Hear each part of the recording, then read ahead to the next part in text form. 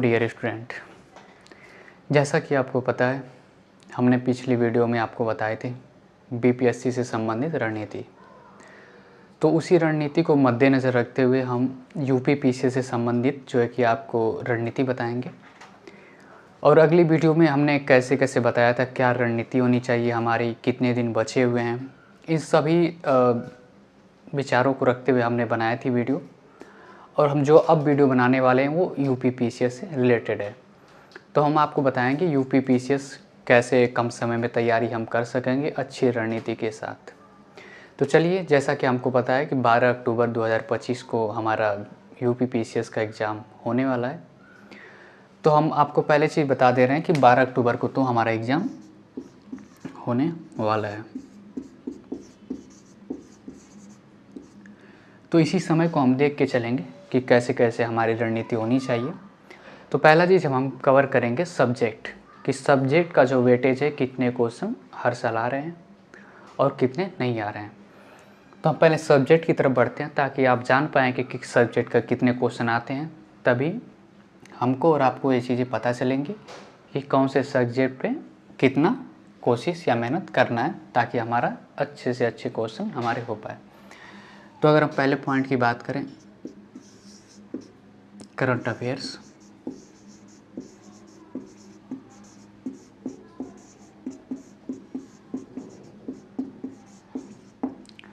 Current affairs एक बड़ा मुद्दा है और बहुत क्वेश्चन भी अच्छे खासे आते हैं करंट अफेयर्स के, हमको देखने को मिलता है। जैसा कि एक तो इंडियन आते हैं प्लस इंटरनेशनल लेवल पर भी करंट अफेयर्स इसमें इंक्लूड होते हैं।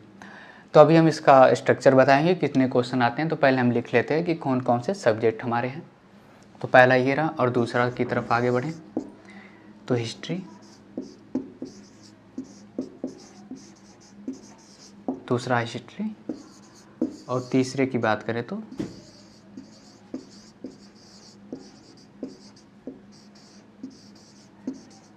जियोग्राफी, और तीसरे की बात करें तो पॉलिटी। उसके बाद चौथा होगा हमारा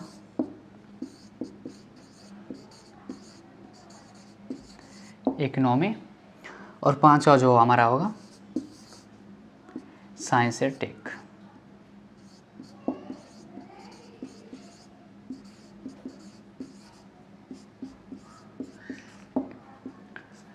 तो चलिए हम इसको देखते हैं कि इसमें कितने क्वेश्चन आते हैं ताकि हमको पता चल पाए कि वेटेज इनका कितना है। करंट अफेयर से लगभग हर साल हमको देखने को मिलता है 30 प्लस क्वेश्चन, हर साल 30 प्लस क्वेश्चन आपको। साथ हम हिस्ट्री की अगर बात करें तो लगभग इसमें हमको मिल जाते हैं 25-26 क्वेश्चन। तो मोटी मोटा अगर बात करें तो 25 क्वेश्चन हम रख लेते हैं। उसके बाद अगर हम जियोग्राफी की बात करें तो लगभग 22 से 23 क्वेश्चन इसका भी वेटेज रहता ही रहता है। तो चलिए हम मान लेते हैं 23 क्वेश्चन। उसके बाद अगर हम पॉलिटी की बात करें तो ये भी लगभग 21 से 22 क्वेश्चन रहता है। और इकोनॉमिक की वेटेज की बात करें तो लगभग 15 क्वेश्चन रहता ही रहता है, प्लस भी हो सकता है लेकिन मोटी मोटा 15 क्वेश्चन मान के चलते हैं। और साइंस से टेक की बात करें तो इसका भी वेटेज हमको लगता है कि अच्छा खासा ही है, लगभग 10 क्वेश्चन या 6 प्लस या 10 क्वेश्चन लिख ही लेते हैं क्योंकि 10 क्वेश्चन लगभग हो ही जाता है। तो हमारे लगभग ओवरऑल एक प्री के लिए जो है कि जीएस के लिए हमारा ही सब्जेक्ट है और इतने क्वेश्चन हमारे इसमें मिलते हैं। हालांकि करंट अफेयर्स का वेटेज बहुत अच्छा है और बहुत शानदार भी है करंट अफेयर्स का, क्योंकि ये हम कवर कर भी लेते हैं और हो भी जाता है। लगभग 30-35 क्वेश्चन आते हैं तो लगभग 20 क्वेश्चन कर ही सकते हैं। हिस्ट्री का 25 देख सकते हैं, ज्योग्राफी का 22 और पॉलिटी का 22 और इकोनॉमी का 15 और साइंस एंड टेक का 10 क्वेश्चन। अगर हम आपको मार्केबल की बात करें कि इतने में से कौन सा टॉपिक जो है कि ज़्यादा वेटेज है, तो यही हमारे पास है जो टॉपिक्स हैं। इसके अलावा कुछ एक्स्ट्रा क्वेश्चन भी आ जाते हैं जिसमें हम विविध की बात करते हैं तो इसके भी लगभग 6 से 10 क्वेश्चन रहता ही रहता है। एक आंकड़ा है 6 से 10 के बीच में। एक्स्ट्रा एक आध क्वेश्चन जो क्वेश्चन आते हैं जैसे विविध बात की जाती है तो वैसे क्वेश्चन यहाँ पे मिलते हैं देखने को। हालांकि इस क्वेश्चन की अगर बात करें तो शायद कुछ हो भी पाते हैं, कुछ नहीं भी हो पाते हैं। शायद आपसे जो होंगे शायद सबसे होंगे, अगर आपसे नहीं होंगे तो कुछ लोगों से भी नहीं होंगे। तो उसको खैर इतना ध्यान नहीं देना है, हमें अपने सब्जेक्ट को ध्यान में रखते हुए चलना है। तो ये हमारा एक सब्जेक्ट का जो आपको पता चल गया कि जीएस का वेटेज जो है। और अगर हम बात करें कि इसको रिवीजन कैसे करना है, कैसे तैयारी करनी है हमें, कि कम समय में इस टॉपिक जो हमारे 5-6 टॉपिक्स आपको दिख रहे हैं इसको कवर कर पाएँ, तो करंट अफेयर्स के एक जगह हम बाद में थोड़ा सा और चर्चा कर लेंगे, कैसे आपको इसको तैयारी करनी है, कैसे नहीं करनी है, तो हम थोड़ा सा इसको बाद में रखेंगे। बाकी अगर हम बात करें जैसा कि इनको कैसे कवर करना है, तो आपको मैं बता दूं पहले कि लगभग हमारे पास 55 दिन के करीब बचे हुए हैं, जिसमें से हम 2 पार्ट में डिवाइड करेंगे, एक 40 और एक +10 कर लेंगे, 40 + 10। तो 40 + 10 में अगर हम बात करें तो 40 दिन की जो हमारी रणनीति होगी वो हमारे सब्जेक्ट जो आप देख सकते हैं इसके रणनीति को मद्देनज़र रखते हुए आगे बढ़ेंगे। तो चलिए मैं बता देता हूँ कि जो जीएस का सेक्शनल है इसको हम कैसे कवर करेंगे। तो लगभग हमारे पास बचे हुए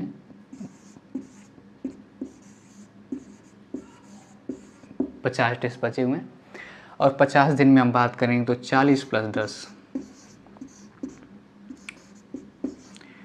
इस टॉपिक को हम देखते हुए चलेंगे, जो कि 10 दिन को हम बाहर रखते हैं। अभी 40 दिन की जो बात करते हैं, तो 40 दिन में हम करेंगे ऐसा कि जैसे हमारे पास 5 सब्जेक्ट हैं, जैसे ये आप देख सकते हैं 5 पॉइंट ही लेके चलते हैं फिलहाल।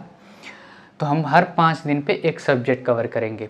जैसा कि मान लीजिए कि हमने हिस्ट्री कंप्लीट किया,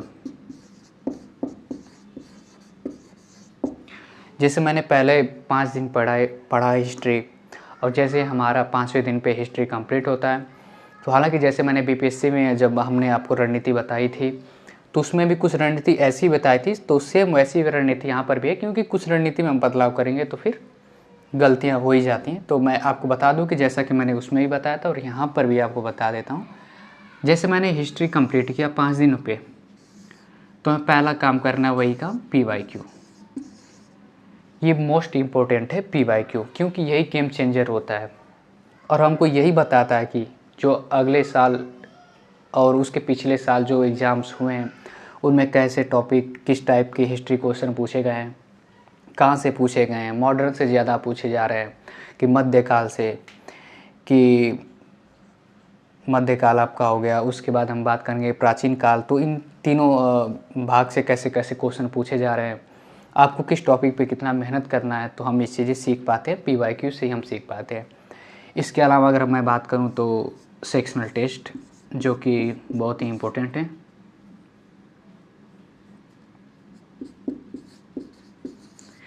सेक्शनल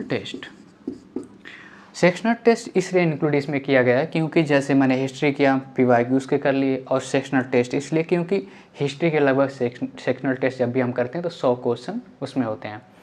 तो इससे हमारा ये फ़ायदा होगा कि हिस्ट्री के साथ साथ हमारा सेक्शनल टेस्ट भी कंप्लीट हो रहा है और PYQ भी कंप्लीट हो रहे हैं। और सबसे महत्वपूर्ण बात यह है कि जितना हम टेस्ट कर पाएँ उतना ही हमारे लिए फ़ायदेमंद है, क्योंकि जब हम ज़्यादा से ज़्यादा टेस्ट करते हैं तो हमारा कॉन्फिडेंस लेवल बूस्ट होता है, और जब हम एग्ज़ाम में बैठते हैं हमको ये लगता है कि हमने ये क्वेश्चन पहले पढ़ रखा है, और नहीं भी पढ़ रखा है तो इतना कॉन्फिडेंस रहता है कि हम क्वेश्चन को टैकल कर ही जाते हैं।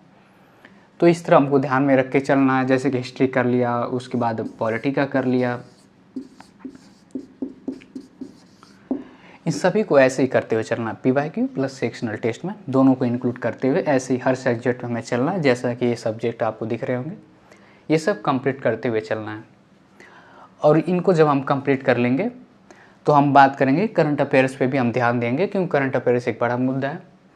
तो करंट अफेयर्स के लिए मैं अगर बताऊँगा आपको, मैंने आपको एक रणनीति बताई है, तो आप इस रणनीति को या फिर कॉपी पेन है तो आप लिख भी सकते हैं, और अगर आपके पास नहीं है तो आप, मैं हट जाता हूँ थोड़ा साइड में, आप इसका स्क्रीनशॉट ले लीजिए, तो आपको ये रणनीति आपको पता रहे कि हमें कैसे आगे करनी है। तो चलिए आप, हालांकि हमें आशा करते हैं कि आपने या तो लिख लिया होगा या स्क्रीनशॉट ले लिए होंगे, तो मैं इसको क्लीन कर देता हूँ। यही रणनीति हमारे काम आएगी, जो आगे हमें UP PCS का प्री निकालने में काफ़ी लाभदायक साबित भी होगी।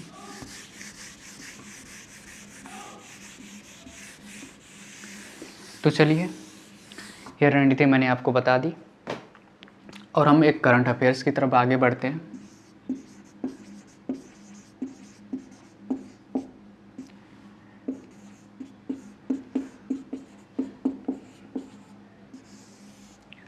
करंट अफेयर्स एक बहुत बड़ा मुद्दा है और हालांकि आपको पता होगा, आपने अगर प्रीलिम्स का पहले भी एग्ज़ाम दिया होगा यूपीपीसीएस का, तो आपको ये अनुभव हुआ होगा कि करंट अफेयर्स का वेटेज बहुत अच्छा खासा है। हालांकि मैंने 30 ही बताई है, कभी कभी 40 भी हो जाती है, लगभग 45 के करीब भी चली जाती है, इसमें कोई शक नहीं है। तो अगर हम करंट अफेयर्स की बात करें तो पहला चीज़ ये हो जाता है,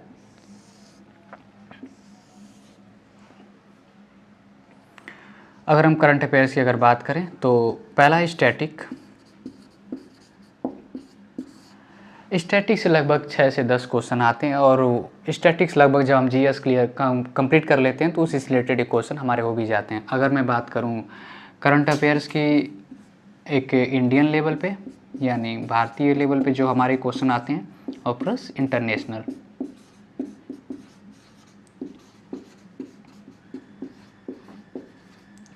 इन दोनों का वेटेज मिला के लगभग हमें देखने को क्वेश्चन मिलता है लगभग 30, प्लस भी हो सकता है, तो हम 30 मान के चलते हैं।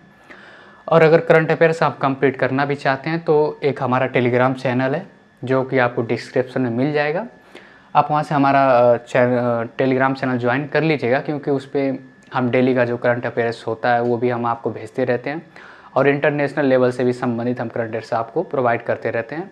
और कहीं ना कहीं हम PDF भी बना के देते हैं, जो मोस्ट इंपॉर्टेंट करंट अफेयर्स होते हैं वो भी हम अपने टेलीग्राम चैनल पर डालते रहते हैं, ताकि आपको पता चलता रहे कि मुख्य मुद्दे समाचार में क्या कह रहे हैं। तो आपको मिल जाएंगे वहाँ पे, तो ज्वाइन करना बिल्कुल मत भूलिएगा, लिंक आपको डिस्क्रिप्शन में दे दिया गया है। तो इंडियन और इंटरनेशनल लेवल पे जो हमारे करंट अफेयर्स है ये काफ़ी शानदार क्वेश्चन भी आते हैं और काफ़ी वेटेज भी रहता है। तो इसके लिए मैं आपको बता दूं सबसे पहले कि आप इसके लिए मैगजीन को ही फॉलो कर सकते हैं। मैगजीन फॉलो इसलिए बोल रहा हूँ क्योंकि ये जो मैगजीन्स आते हैं ये आपको प्रॉपर जो है कि 1 साल का करंट अफेयर्स उसमें इंक्लूड रहता है। तो कोई सा भी मार्केट से मैगजीन उठाइए, और अभी लगभग आपको मैं बता दूं 50 दिन है, अगर 2-2 घंटे भी आप समय दे रहे हैं एक दिन के, तो हमारा मैगजीन कंप्लीट हो ही जाता है। 1 साल का जितना भी करंट अफेयर्स अभी तक का पूछा गया है वो कंप्लीट हो जाएगा। तो कोई सा भी मार्केट से मैगजीन उठाइए, उसको डेली 2-2 घंटे देते हुए चलना है। ये नहीं कि एक ही बार मैंने मैगजीन उठाया 3-4 दिन यही पढ़ते रह गए, बाकी जो हमारी पिछले रणनीति आपको बताई थी वो फिर उससे हम बाहर हो जाएंगे, तो शायद एग्ज़ाम को निकालने में हमें समस्या उत्पन्न होगी। तो मैगजीन को ज़रूर फॉलो करिए। और मैगजीन के साथ साथ अभी तक जो आपने मंथली शायद पढ़ी भी होगी, तो उसको भी जो अभी तक उसमें जब भी हम मैगजीन पढ़ते हैं तो इस बात का खास ध्यान रखें कि जो इंपॉर्टेंट टॉपिक्स हैं उस पर मार्क करते हुए चले, ताकि जब हमारे पास कम समय भी हो तो सिर्फ हम उसी टॉपिक को जो मार्क कर चुके हैं उन्हीं को पढ़ते हुए आगे बढ़ें, बाकी को छोड़ देना चाहिए। और मैगजीन फॉलो कर लीजिए, और मैगजीन के साथ साथ आप अपने नोट्स भी पढ़ते रहिए, क्योंकि कभी कभी ऐसा होता है कि स्टैटिक और प्लस करंट अफेयर जोड़ के ही हमारे क्वेश्चन बन जाते हैं। तो इनको फॉलो करते ओवरऑल जो हमारा आपका रणनीति रहा यूपीपीसीएस के लिए वो काफ़ी है, और इससे ज़्यादा कुछ नहीं है। जो अभी तक आपने पढ़ा है उसी को प्रॉपर रिवीजन करते हुए चलिए, क्योंकि कम समय जब रहता है तो हम फिर इधर उधर भागने से अच्छा है हम अपने सोर्स जो अपने फॉलो किए उसी पे मेहनत करना ज़रूरी होता है, और वही हमें सफलता देने में काफ़ी सक्षम भी होती है। तो यही हमारी ओवरऑल रणनीति रही है।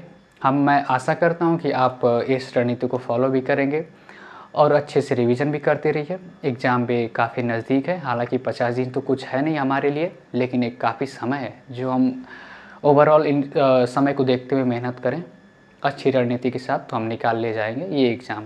कुछ ज़्यादा कठिन नहीं है और इसको कंप्लीट कर लेंगे और अच्छे खासे रैंक के साथ हम ज़रूर निकालेंगे इस एग्ज़ाम को। तो इसमें मैंने आपको देखे होंगे कि इसमें जितना भी हमने सब्जेक्ट कंप्लीट किया इसमें CSET मैंने बाहर कर दिया है। CSET को इसलिए बाहर किया है क्योंकि CSET एक अलग ही जो है कि मुद्दा है, और 2 पेपर होते हैं, आप सभी को पता होगा, GS1 और GS2, वही CSET का जो पेपर है। तो CSET के लिए हम एक और वीडियो बनाएंगे जिसमें हम प्रॉपर आपको बताएंगे कैसे कंप्लीट करना है, मैथ, रीजनिंग, और आपको हालांकि पता होगा यूपीपीसीएस जो CSET का क्वेश्चन होता है उसमें हिंदी भी आती है। तो मैं आपको बताऊंगा कि हिंदी के लिए क्या रणनीति होनी चाहिए, और हिंदी का अच्छी खासा वेटेज है CSET में लगभग 25 क्वेश्चन के आसपास होते हैं, तो वही हमें क्वालिफाइंग कराने में काफ़ी मतलब वही ज़्यादा वेटेज है।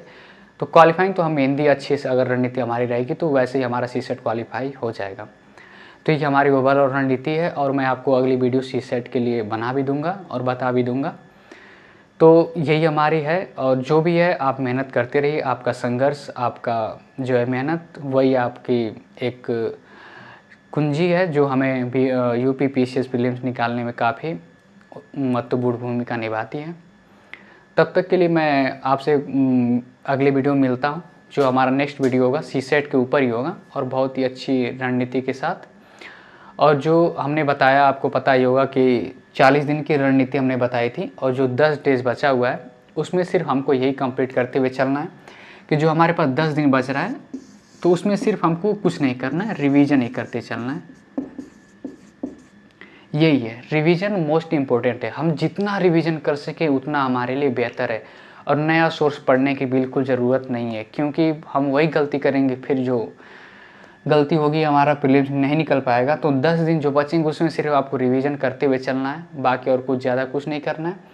और टेस्ट बिल्कुल नहीं भूलना है, टेस्ट हमें करते हुए चलना है। जितने भी आपको सेक्शनल मिल जाए सेक्शनल कर लीजिए। ओवरऑल लगभग 50 दिन बचे हुए हैं, और मैं आपको सच बताऊं तो अगर जिन्होंने अभी तक टेस्ट भी नहीं दिया है, मार्केट से कोई भी आप अपना टेस्ट उठाएं, और 50 दिन में अगर सच बताऊं तो आप एक एक टेस्ट करते हैं तो आपको 50 दिन में 50 टेस्ट कंप्लीट करने को मिलेगा। कुछ नहीं लगता, ज़्यादा 2 से ढाई घंटे समय लगते हैं, और कम समय में करने की कोशिश करें। टाइमर लगा करके आप करें तो आप कंप्लीट कर लेंगे, इतनी समस्या नहीं है, और आप मेरिट पास कर पाएंगे। और मेरिट आपको पता ही होगा, जैसा आप अगर दे रहे हो एग्ज़ाम तो आपको पता ही होगा कि हमारा हर साल कितने नंबर आ रहे हैं, कितने कम आ रहे हैं, कितने और बढ़ाना है हमको। ये सब ओवरऑल हमको लगता है आपको रणनीति पता भी होगी, क्योंकि सबको ही पता रहती है कि कितने नंबर लाना है कि हमारा प्रीलिम्स निकल पाए।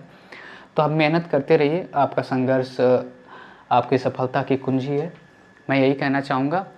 और मेंस के लिए लगभग हम आपको पता ही होगा कि जैसे प्रीलिम्स निकलता है तो मेंस के लिए 3 मंथ का आपको टाइम मिलता ही है।